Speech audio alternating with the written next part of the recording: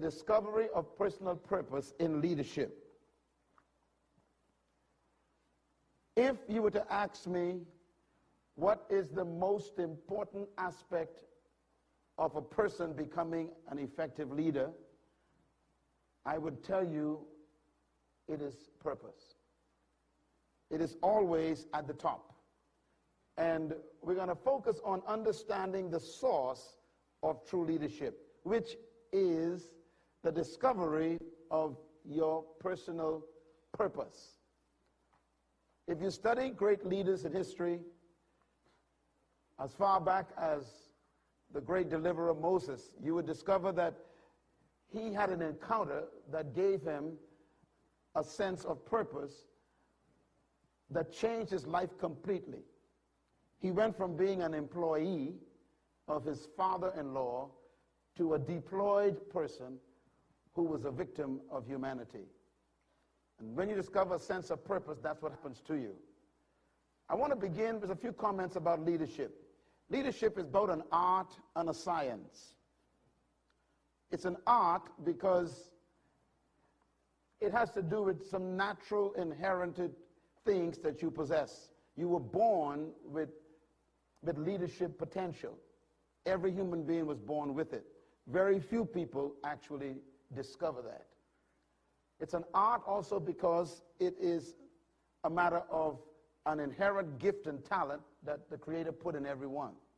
There's something that you were born with that the world needs, and that makes you a natural leader. However, most people die as followers. Also, it's important to remember that leadership is innate but also learned. That's the science part of leadership. And that's why we come to a conference like this. There are some things about leadership that you just have to learn. And we call these, of course, skills.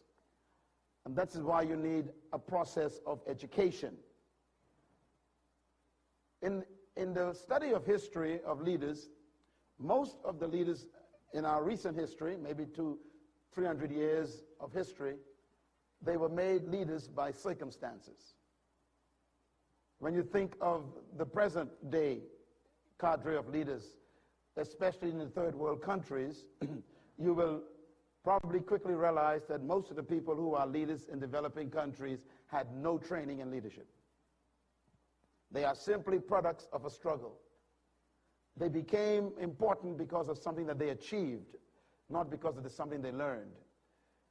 For example, Mr. Nelson Mandela never took a course in leadership. He was a lawyer. He didn't study leadership, but circumstances created him. And so many of the leaders today are products of situations that caused them to have to produce hidden potential that they didn't even know they had. It's amazing that most of the ones that I meet personally always tell me, I never intended to be a leader. I just had a passion for something. And this is how leadership is born. So there's a part of leadership that you must learn. And this is why it's important every year to attend events like this, because there's some things you learn that you just have to get by education. Thirdly, leadership is inherent but must be developed. Just like a seed has a tree in it, but it must become the tree, so you have a leader in you, but you must become that leader. And that means that leadership is built in, but it must be cultivated. And point number 4, a true leader learns from others but never become them. It's important for you to be constantly submitted to the process of learning. And I think this is one of the weaknesses of some leaders. They are in love with their titles and their positions so much that they cancel the need for education. They believe that they have arrived. They think that because they have a highly respected position or because they have a title that is kind of revered, then they stop reading books, they stop attending seminars, they stop refining their skills, and they live under this deception that they have arrived at a point where they don't need any more help. That is a fool with a title. Leaders are always in the classroom of life. You never graduate from the school of learning as a leader. Therefore, leadership must be cultivated. There's some attitudes that I want to recommend to you that you must cultivate as a leader. And the first one is this: true leaders realize that leadership has more to do with mindset than with methods. You can learn all the skills of organizational development and still have a failing organization. You can study all the principles of leadership and still be a follower. And that's because information doesn't necessarily guarantee transformation. And so leaders are those who understand that techniques and methods are not enough. There's something else that makes you a leader, and that has to do with mindset.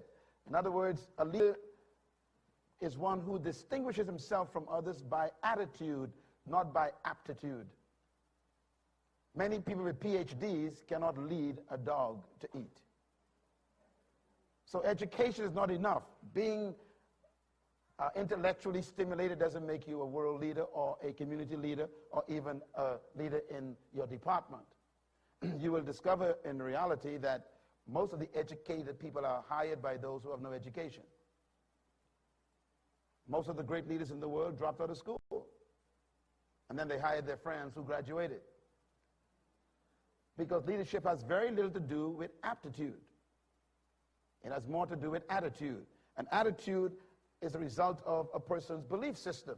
And it's that belief system that creates what I call the spirit of confidence.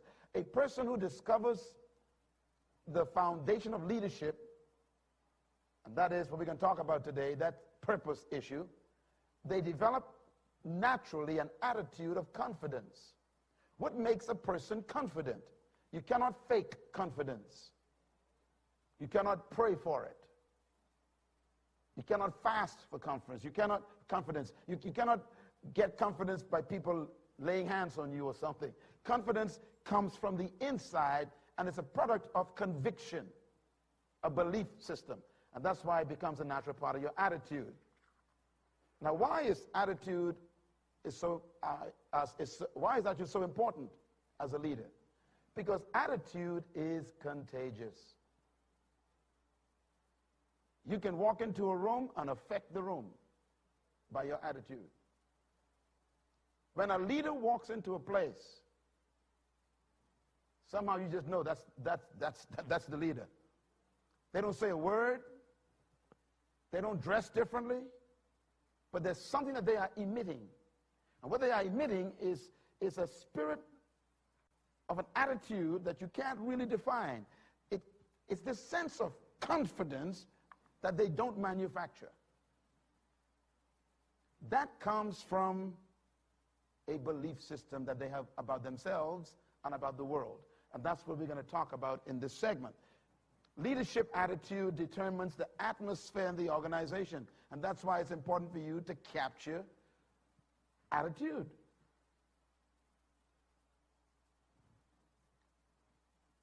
There are people who run departments, and the whole department has low morale. And they blame the people for the atmosphere.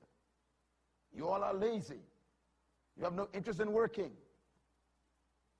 It's not the staff's problem if there's low morale. It's a leadership problem. A leader can walk into a depressed environment, and in 10 minutes, there's inspiration in the room. And everybody's ready to go for another 10 years. So managers are not necessarily leaders, because a manager can be a part of the depression. Leaders have an attitude that is contagious. And when they show up, the whole place changes. How do you get that contagious attitude? I'm going to show you this morning. The art of leadership. First of all, leadership is about service. It's about empowerment, not power. Most people think that if they are powerful, they are leaders. That's not true. Power doesn't make you a leader. Leaders distribute power. Small minds collect power. Great minds get rid of it. One of the most incredible things that I've ever seen in my lifetime is the life of Mr. Nelson Mandela again. This man, to me, is one of the greatest leaders in our lifetime. Not because he went to prison, even though that's a great accomplishment and he paid the price for the deliverance of a people, but what makes him even greater than that is the fact that he got rid of power. If you were in prison for 25 years, you should have a right to be in the presidency for 25 years. But he only served one term, got rid of power, gave it away. Why? Because when you are great, you don't need power.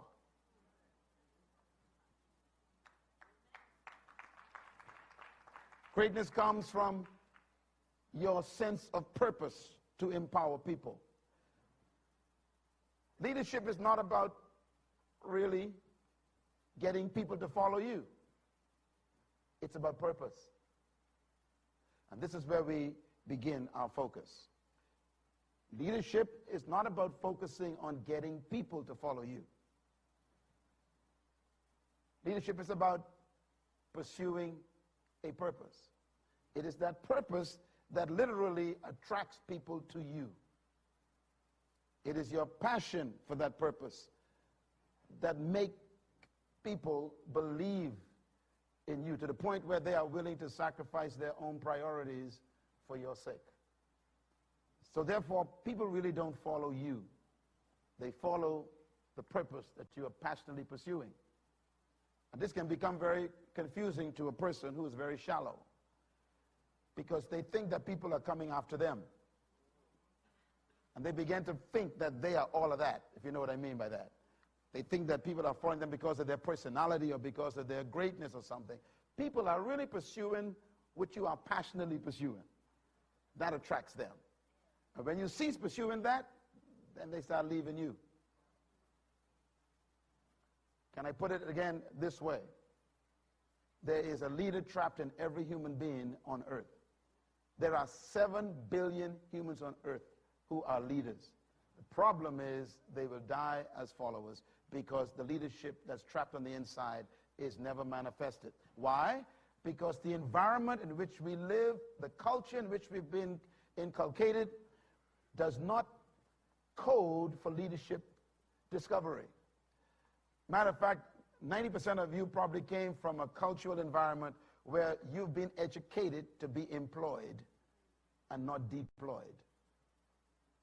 So there is no stimulation of your leadership ability. It's trapped under your, what I call, a career. Nothing can destroy a great human faster than a culture that contains them. And so leadership is something that is always below the surface. And it takes the environment being conducive to manifest that leader. Leadership potential resides in every human being. Now, why is this so important for you to also accept? Because if you believe that, then you treat everybody with respect, and you also don't cancel people. Every human being is a walking treasure chest. And your goal in life is to help them discover that treasure and then to manifest it and to serve it to their generation. That's your job as a leader, is to produce the leaders that are around you. Because they must understand that they were born to lead, but they must go through a process to become that leader. And the goal of leaders should be to create an environment for people to discover themselves. And that leads me then to my next point. True leadership is self-discovery. Can you say that with me? True leadership is self-discovery. Say it one more time. True leadership is self-discovery. What does that mean? The heart of true leaders is simply one who discovered who they really are. What they were born to do. They discovered it. And then they decide with all their minds to become it. They also decide to pay the price to become it. Some of you in this room are on the verge of slipping back into mediocrity. You are being tempted to become comfortable with life as you have achieved it. And that's a boring future. Maybe that's why you came to this summit this week, to be reconnected to your real self as a leader. I want to define leadership for you, as I will always do, and it took me 30 years to write this one sentence.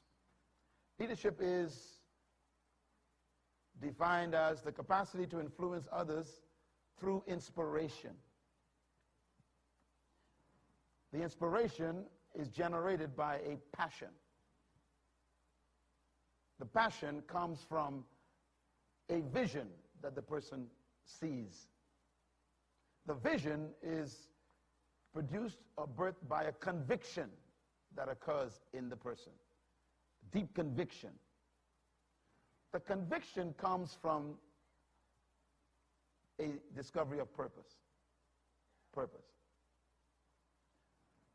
The best way to define how you become a leader is to look at this sentence and turn it upside down. Leadership is not a pursuit, it's a result. True leaders never seek to be leaders. Let me show you what I mean by that. First, they discover a sense of purpose. The purpose then produces a conviction. The conviction produces a picture that they see of a better future. That vision is what makes them passionate. Now we get into influencing other people. Once you have a passion for what you are pursuing, the passion becomes contagious and it inspires other people. Once you inspire people, you don't need to manipulate people. True leaders do not manipulate, they inspire. But here's the problem. If you cannot inspire, you manipulate.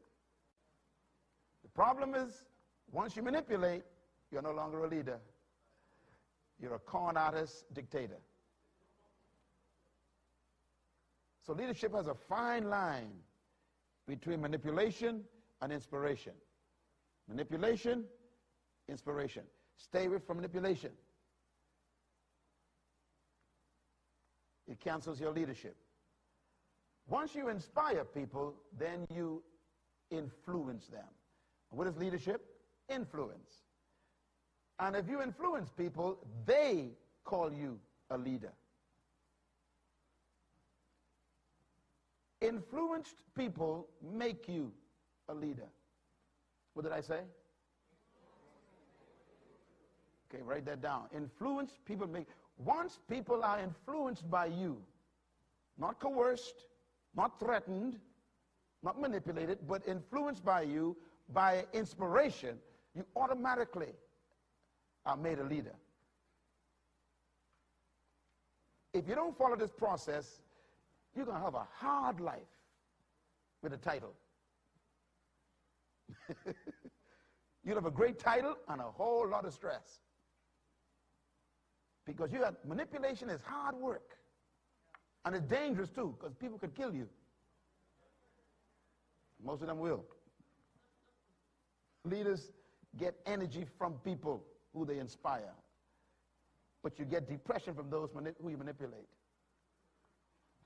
So we must discover then, how does this work?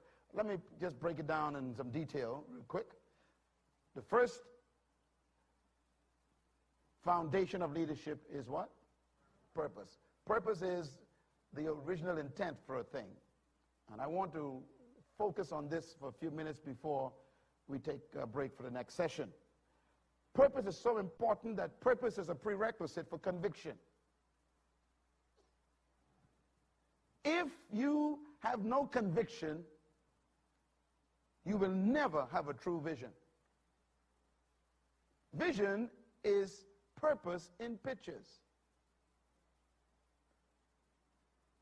Vision is conviction in Technicolor. I have a dream. I see the day coming soon when little white boys and little black girls will walk down the road hand in hand. This guy was seeing things. Where did that picture come from? A deep conviction that a man should not be judged by the color of his skin, but by the content of his character. He had a conviction, and it showed up in pictures. Do you have that yet?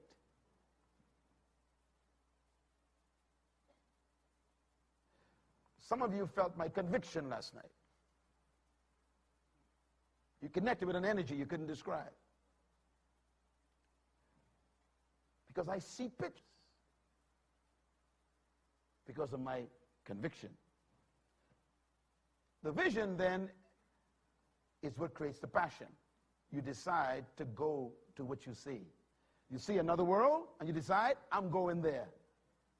And by the way, true leaders are willing to go there alone.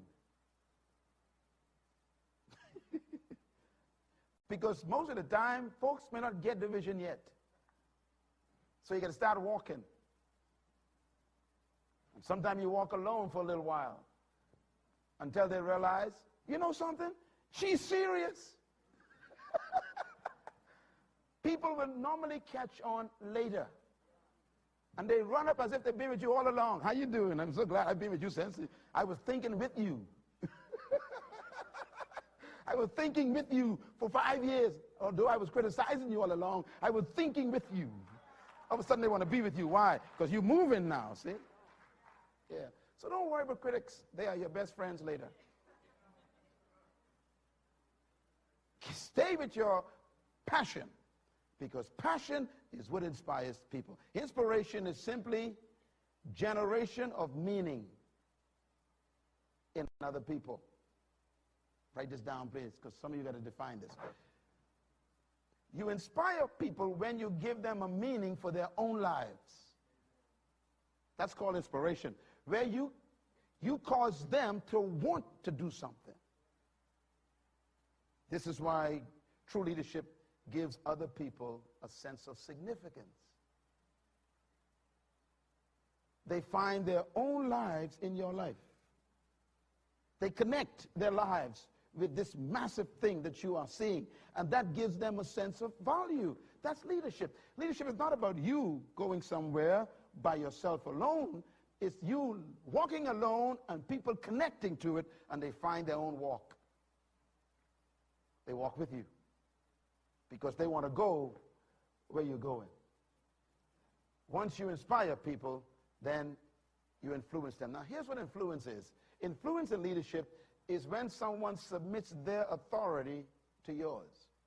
Every human being has an authority. They were born with it. There's an area of their life that they were born to serve the world with. There's a gift that they have.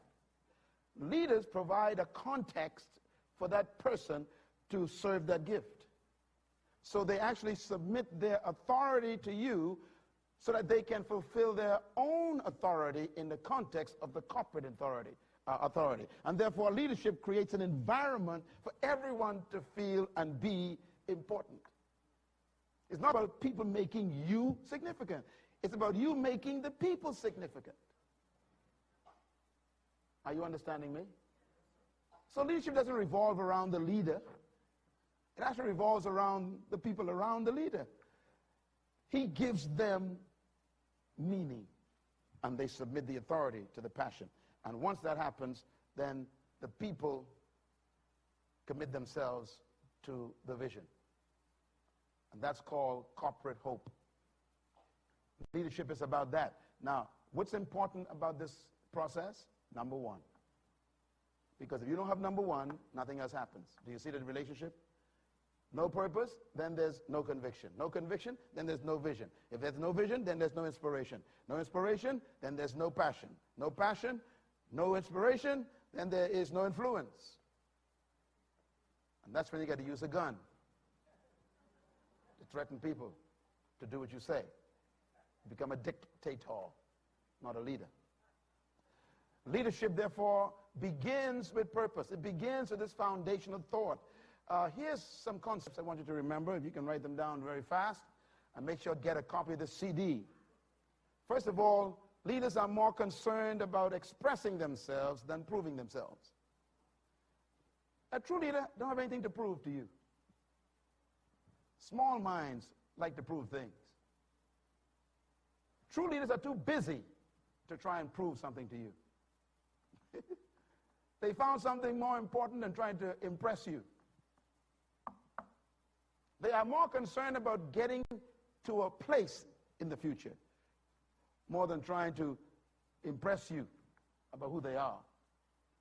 Secondly, leaders are individuals who have declared independence from the expectations of other people. Most of us live to please people. What a lousy life.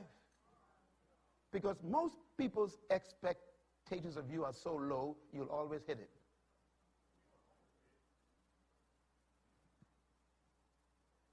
Much of what you're proud of, God's ashamed of.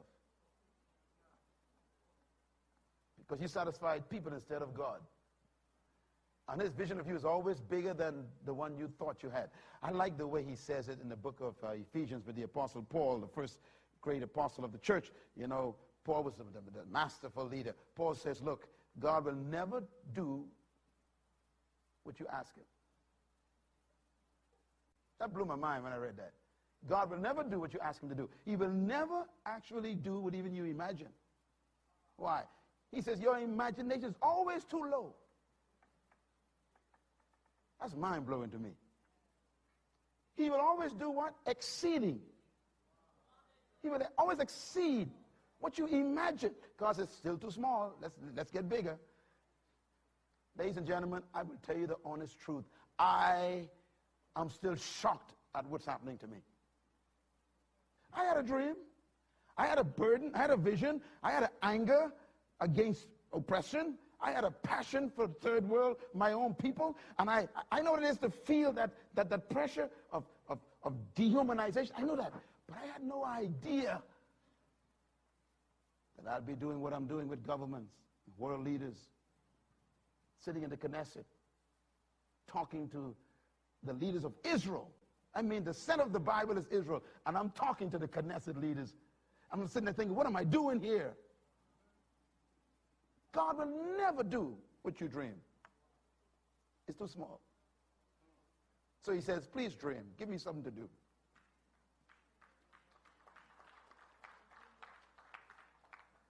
Leaders do not clone themselves. You're not, listen, if you want to clone yourself, you got an ego problem. An ego is one word from egg. Go hatch yourself. You know, there are people around you who want you to be just like them. They want to clone. True leaders hate clones. They love diversity. They want to see the beauty of your unique personality. They want you to become yourself. By the way, it's cheaper to be yourself.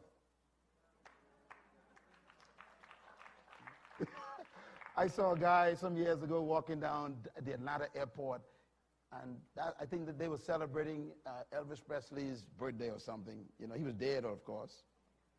And I saw this guy walking down Atlanta airport with all the Elvis regalia on. And I'm sitting there thinking, that's an expensive suit. He's dumb. Just put on your own blue jeans, man.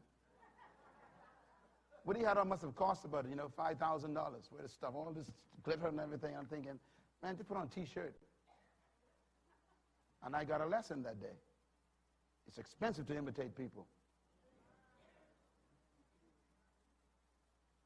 Tell your neighbor, be yourself and save your money. Leaders don't imitate people, and they don't want imitations. They want to transfer purpose, not personality.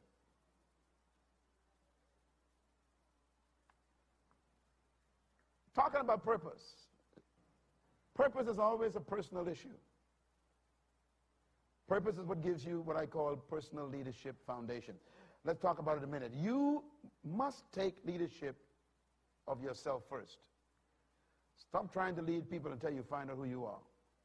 Secondly, you must understand that the most important principle of leadership has to do with purpose, sense of destiny, passion, your personal motivation, and principles, your commitment to values. These three are indispensable in leadership development. Today, we're focusing on personal leadership. Every session will be focusing on you. Tomorrow we focus on your organization. And then on the following day, we're going to focus on your nation. But it got to begin with you. We learned that last night. Your personal life, convictions, and philosophy will affect everything else you do in the world. And that's why we focus on you today. And these three issues have to do with you. You discover purpose. It gives you a passion, but you got to protect it by principles. And by the way, number 3 is the most important of all, because you can cancel your purpose if you violate principles. You can destroy your passion if you violate principles. Principles protect purpose. They protect passion. They protect potential. And that's why it's important for you to have a moral life that's bigger than your money life.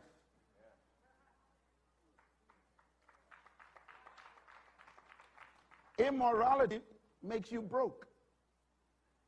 Madoff, remember that name? Madoff.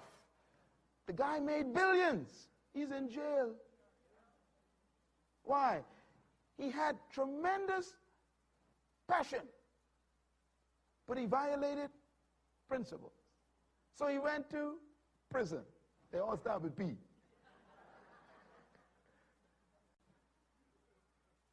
Yeah. And that's why in Atwila, we hold morality as the highest form of leadership. You live right, you think right, you live clean, you be faithful to your family, you keep your zip up. Come on, don't get nervous now. And sleep with your own spouse only. Why is that so important? You could destroy your purpose if you violate principles. We don't steal money. We don't abuse money. We don't connive with people. We don't manipulate people. We don't try to steal nothing. Why? That's a principle issue. You cannot get involved in that stuff. Broken principles can cancel purpose overnight, just like that. And so leadership has to do with discovering your purpose, igniting your passion, protecting it with your principles, and you pursue that vision with confidence to your destiny. Now, this has to do then with your personal leadership discovery. Because this experience today, this event, this whole event, is about you. If we can change you, you can change the world. It begins with you. My friends, I want to talk to you just quickly about being a good leader and a great leader. What's the difference between a good leader and a great leader? Simple. Good leaders employ people. Great leaders deploy people.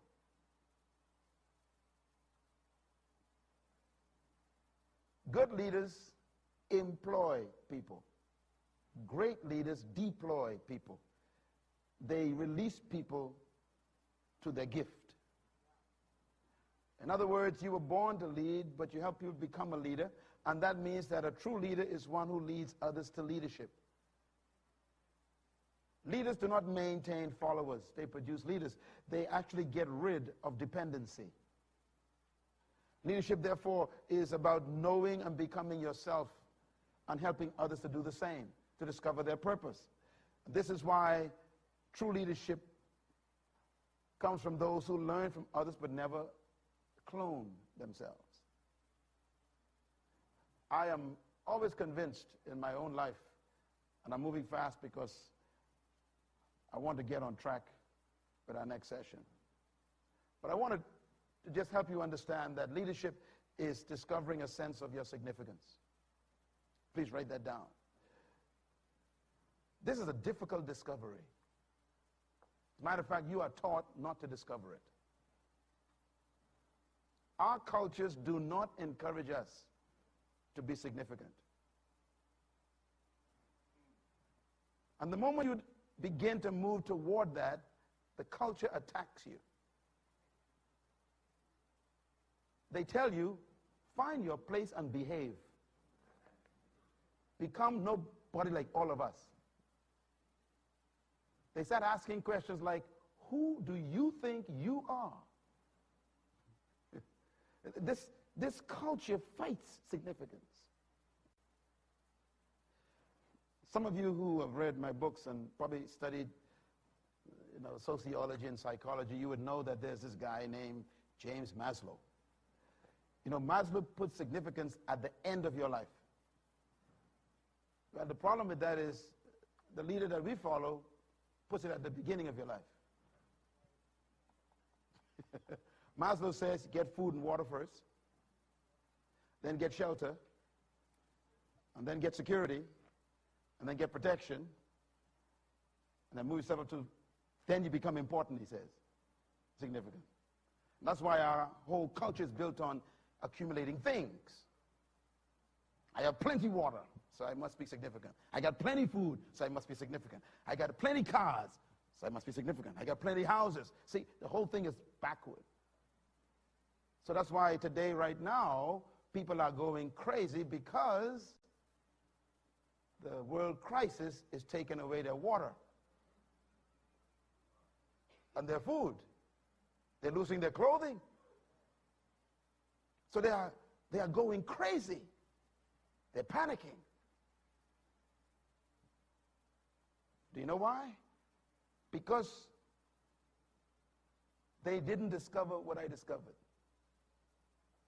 Here's what I discovered. You don't need things to have life. You need life to attract things. So you don't build your life around the things you accumulate.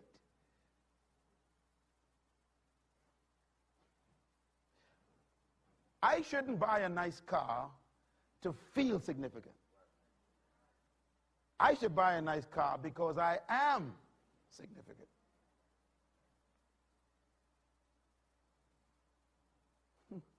That's why a true leader knows what it is to be a base and to be abounding. Because his significance doesn't depend on where he lives.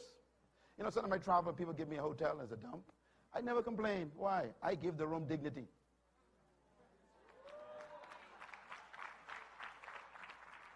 It's not where you put me that makes me important. I don't need a 5-star hotel, baby. I'm the 5-star. When I show up, I'm the star. I am the 5-star. That's why being born in a cave was no problem for Jesus. I'll never forget when I went to Bethlehem to visit. There were about 50 buses lined up on the side of the street. 50 passenger buses, about 50 lined up. And I said, what's going on here in Israel, man? And everybody says, everyone's going to see the cave. He made a cave a tourist attraction.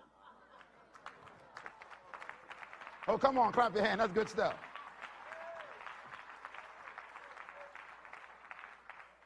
Two months ago, my wife and I was in Atlanta with our friends right back there, the Ripleys. And we went to visit the house where Martin Luther King grew up. Little wooden house. Man, the whole street, everybody for pictures. See,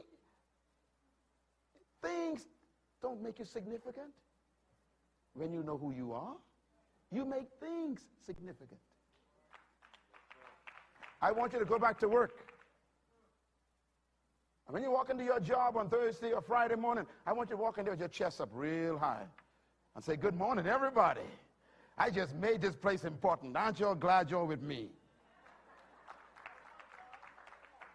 What a depressing place this would be if I resign.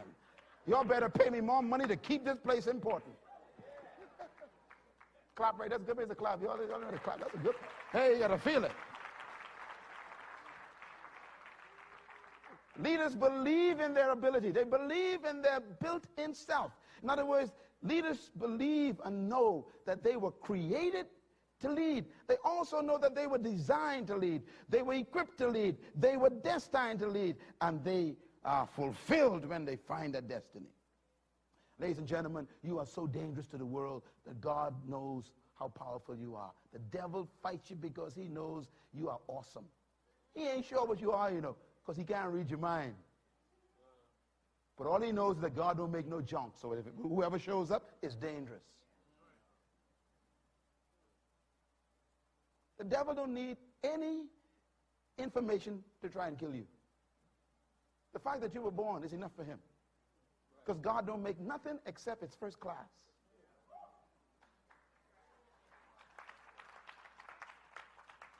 So stop telling people, I haven't plenty of problems. That's normal. You know, things are tough. That's normal. He's supposed to harass you. And the greater your work is, the greater the attacks. You threaten him. And let me tell you what threatens the enemy. The more you talk about what you plan to do.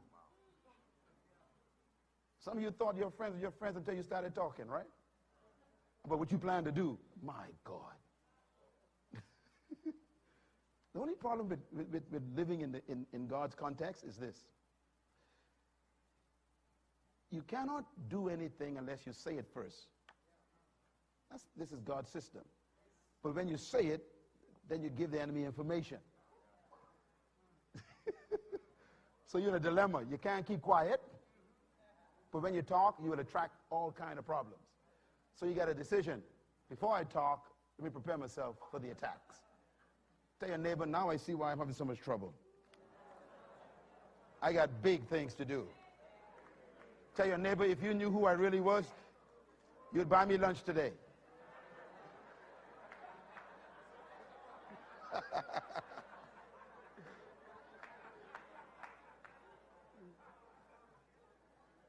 All right, let me just close with this.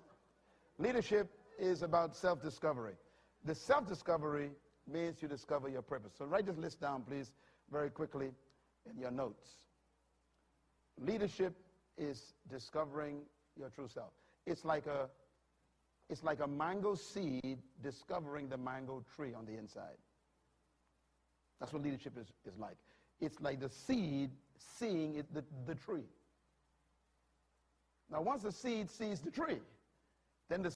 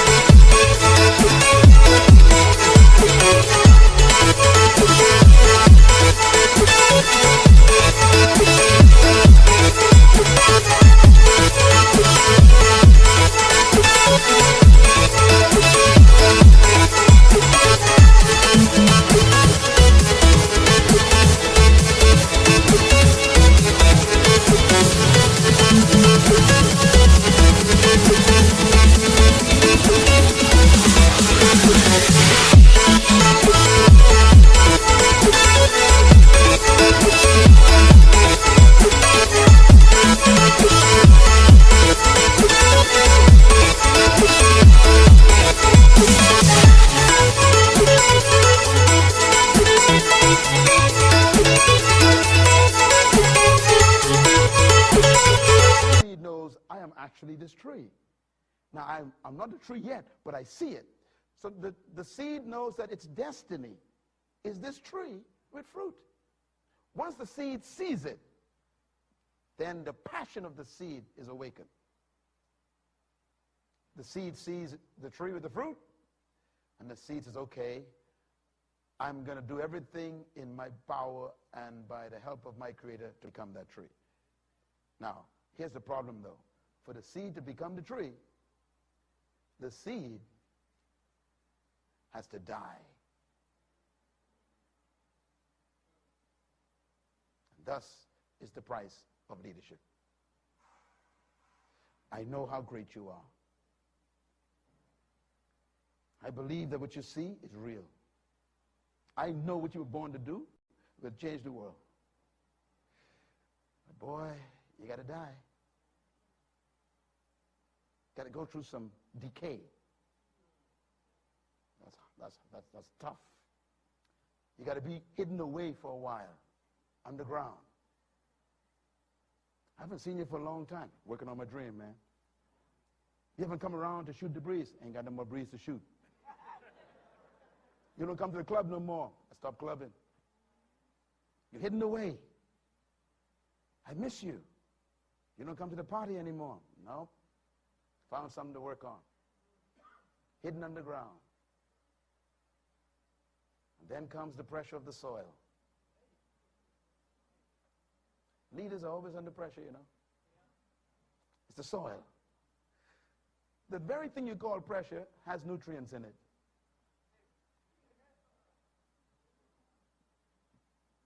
Enjoy the pressure.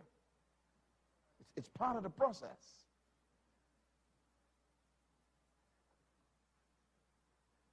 And then you come to the Bahamas, to the Global Leadership Summit, and you get some water on you. Anybody feel the water coming on? You know, every little seed needs a bit of water to come, just pour on just a little bit of water. You come to the watering hole and get some water. Once the water hits you, you germinate. Leadership is a process. But keep your eyes on the tree. The tree is the ultimate. It's the destiny. You see your tree full of fruit. Wow. I love the tree. Because the tree has the fruit. It's leadership. The tough part about leadership is after you work that hard to become a tree, and you work so hard to push out those fruit, all the labor you go through to get the fruit out, the problem is you don't eat your own fruit.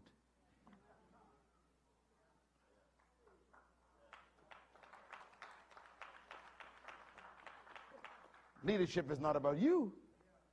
It's about serving yourself to the world. All the hard work you're going through is for the people.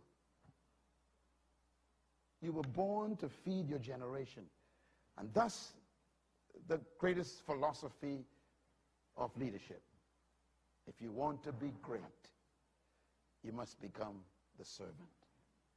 Serve your gift to the world. Let your purpose be fulfilled in making other people's purpose fulfilled. Give yourself away. Distribute yourself to your generation. Put yourself on a platter and tell them, eat well.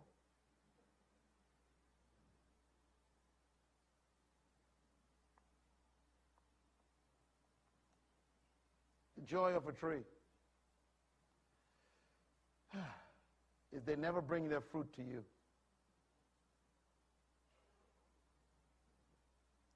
Trees don't bring their fruit to you. They attract you to the tree. Maybe that's why you're here. Thank you very much.